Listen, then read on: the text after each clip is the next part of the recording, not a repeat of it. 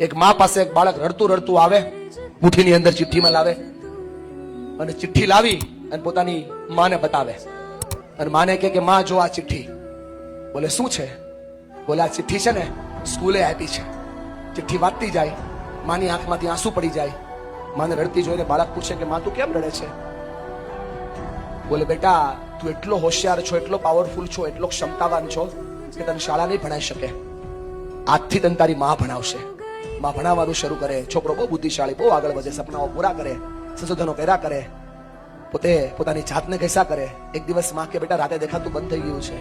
માને રાતે દેખાતું બંધ થાય, રતાંગળા પડવાનો રોગ થાય.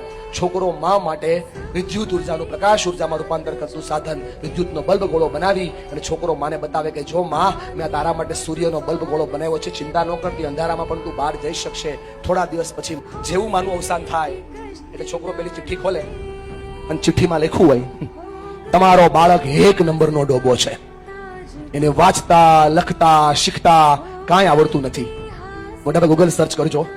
જેને દુનિયા ડોબો કહેતી હતી ને, માએ એને પ્રેમ આપ્યો, માએ એને પ્રેરણા આપી, માએ એને શિક્ષણ આપ્યું ને, તો 999 પેટર્ન એક વ્યક્તિના નામથી છે. નામ છે થોમસ આલ્વા એડિશન. એક માં ચાહે તો દુનિયાના ડોબામાં ડોબા વિદ્યાર્થીને દુનિયાનો સર્વશ્રેષ્ઠ વૈજ્ઞાનિક થોમસ આલ્વા એડિશન બનાવી શકે. માં ચાહે તો.